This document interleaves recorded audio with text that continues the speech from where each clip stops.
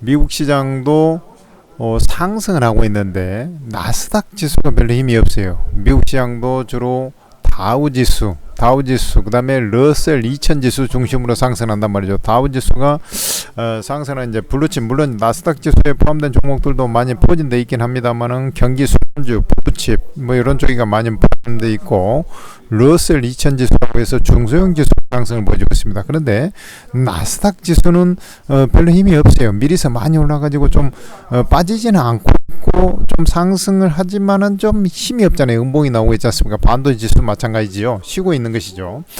그런 자리다 보니까 요 기술주들이 이제 조정에 받아버린 거예요. AI 관련주죠. 그간의 주도주 아니었습니까? 주도주가 이제 조정을 받고 역시 이 시가총액 비중이 특히나 우리나라 같은 경우는 미국하고 또 틀려가지고 삼성전자, 하이닉스 비중이 워낙에 큰데다가 2차전지까지 지금 힘이 없어 버리니까 2차전지는 안 그래도 이제 실적 경계 심리가 좀 있어가지고 좀 눈치를 봐야 되는 상태인데, 이게 트럼프가 이제 당선 가능성이 있다 보니까 역시 경계감이 하나 더 추가돼 버린 거죠. 그러다 보니까 힘이 없는 거 아닙니까? 그래서 그 전에 많이 올랐던 종목, 특히 AI 관련한 종목들이 지수를 시가총액도 큰데다가 애들이 이제 지수를 끌어내려 버리는 거고, 또 하나 보면은 이제 뭐 현대차도 이제 그때 이제 같이 올라가지 않았습니까? 요 같이 이제 조금 조정을 받는 것이, 특히 이제 그 기술주 AI 관련 오늘 뭐 전력 전선 이런 것들도 다 조정 아닙니까? 그런 측면으로 좀 이해하시면 돼요.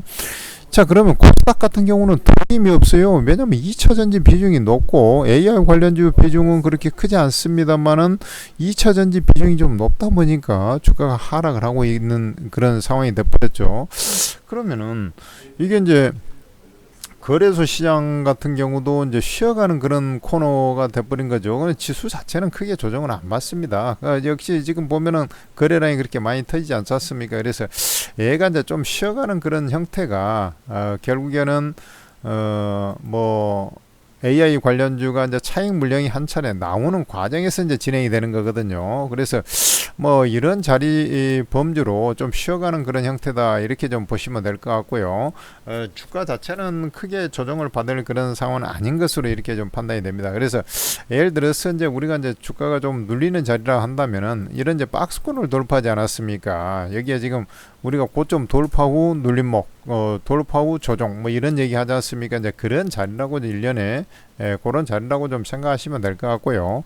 코스닥 시장이 힘이 없는데 개인 투자들이 사실 코스닥 시장을 좋아하는데 이제 워낙에 여기도 이제 2차전지 비중이 좀 상대적으로 높은 데다가 나머지가 이제 개차반으로 이제 빠지다 보니까 그런데 이 코스닥 시장이 좀 관건입니다. 사실 이제 코스닥 시장이 이제 쓸만한 종목들이 거래소로 다 이동을 많이 해버리다 보니까 주가가 더 힘이 없는 그런 상황이 돼버렸는데, 지금 이런 변화가 나타나기까지는 사실은 이제 지금 이제 많이 오른 종목이 빠지고 적게 오른 종목이 올라야 되는데 그 근간에는 이제 금리나 기대 심리가 좀 자리 잡고 있는 것이거든요. 그러면은 코스닥 시장도 좀 올라야 되지 않냐. 그런데 역시 2차전지 비중이 좀 여기도 높다 보니까 거래소는 반도체가 있듯이 코스닥은 2차전지 비중이 높잖아요. 그 여파가 좀 이어지는 것으로 좀 판단이 되고 있고, 주가가 이제 이런 어떤 추세적인 흐름이 좀 진행이 되는데 아마 이제 이렇게 좀 더 밀렸다가 우리가 이제 추세 저점 상에서 보면 이제 이런 자리 2단 하락 자리죠. 그러니까 결국에는 요런 자리가 일단은 좀 밀리면은 그 자리가 이제 저점 자리에 거의 거기서 일시적으로 잠깐 더 밀리고 어쩌고 그런 것은 상관이 없어요. 그러나 왜냐면 그것은 이제 무조건 이제 세게 반등이 나오는 자리거든. 그러니까 그렇게 생각하시고, 여러분들이 그간에 이제 2차전지 작년에 2차전지 올라갈 때 2차전지 안 한 사람들은 개고생을 하고 주가 비실비실했죠. 올해 들어와가지고 또 AI 관련한 종목군단들 반도체 HBM 또 전력 전선 뭐 이런 쪽에 또 안 한 사람들은 또 주가가 좀 일부 바이오주 빼놓고는 좀 비실비실해요. 오히려 손실이 나고 그러는데 그것을 잘 알아야 돼요. 그러니까 경기 금리나 사이클로 접어들면서 그런 이제 수혜주들이 상승을 하게 되는데, 사실 오늘도 보면 바이오라든지 제약 이런 쪽은 괜찮아요. 지금 시장 괜찮습니다. 근데 그 알맹이를 봐야 된다. 지금은 유동성 장세가 아니잖아요. 금리를 팍팍 해갖고 저금리 시대가 아니지 않습니까? 고금리 상태예요. 고금리 상태에서 주가가 저렇게 있다 보니까 비실비실 해가지고 이제 그 밀려 내려가는 종목들이 있고, 얘가 오르면 얘가 빠지고 막 이런 형태가 진행되는 거예요. 돈이 없다 보니까 한쪽으로 쏠리는 거거든요. 그러면은 일단 저기서 차익 실현한 것을 갖다가 어디로 들어가겠냐 이거지. 바이오로 들어간단 말이에요. 그래, 금리 인하의 최대 수혜자가 뭡니까? 우리가 전통적으로 증권 아닙니까? 증권이고, 그 다음에 건설은 이제 후차적으로 좋아지는 것이고. 자, 그러면 바이오, 코스닥에서는 바이오가 있단 말이지. 물론 제약도 마찬가지야. 그러니까 그쪽이가 무조건 주가 되는 거라고. 그것을 아셔야 된다고. 그 다음에 그 한켠에 이제 다른 축으로 해서 산업 사이클, 금리 인하하면은 이제 경기 회복 기대감리가 심리가 이제 점점 커지거든요. 그 사이클에 지금 조선이 가고 있는 거 아닙니까? 그러니까 그 연쇄된 그 부품주들을 그걸 조금 다 가고 있는 거예요.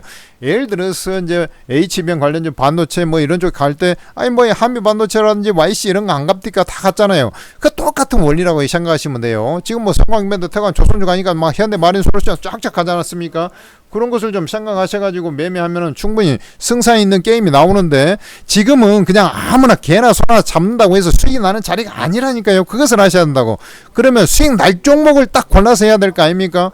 압축하고 또 압축하고, 그래서 딱 집중했다가 팍 배팅하고, 아니면 까고, 기면은 끌고 가서 대박을 한번 치는 것이고, 딱 그렇게 하는 거예요.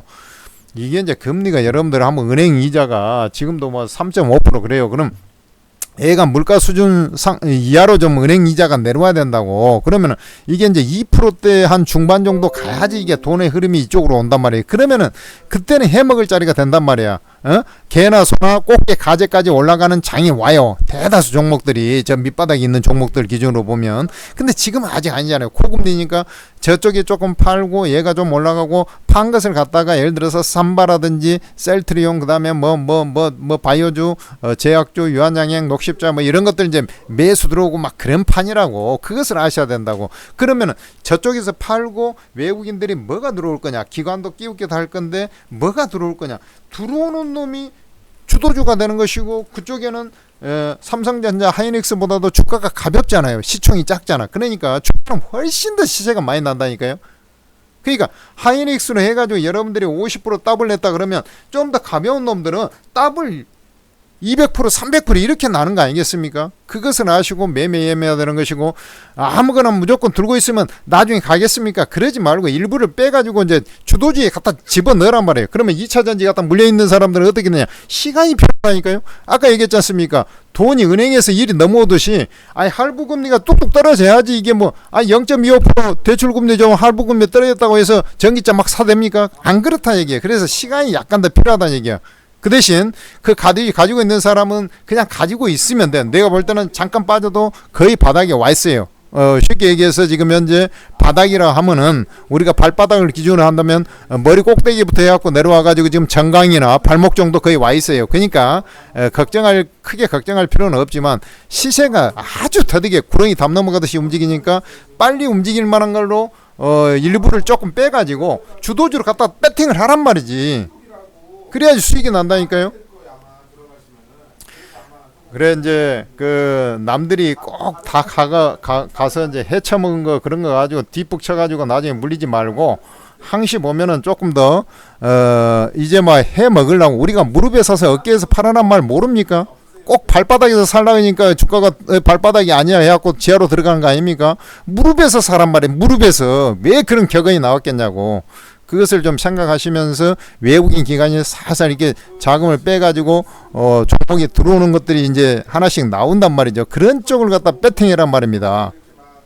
거기에 바이오가 있는 거야. 셀트리온 지금 3바 올라가죠. 셀트리온 3바 더 간단 말이죠. 3바는 이제 종목 분석 다 해놨어요. 녹십자 이런 놈들 다 간단 말이지. 그러니까 그런 쪽을 딱 공략을 해가지고 포인트를 잡아란 말입니다. 이제 예를 들어서 얘기한 거고, 뭐 더 좋은 종목도 있겠죠.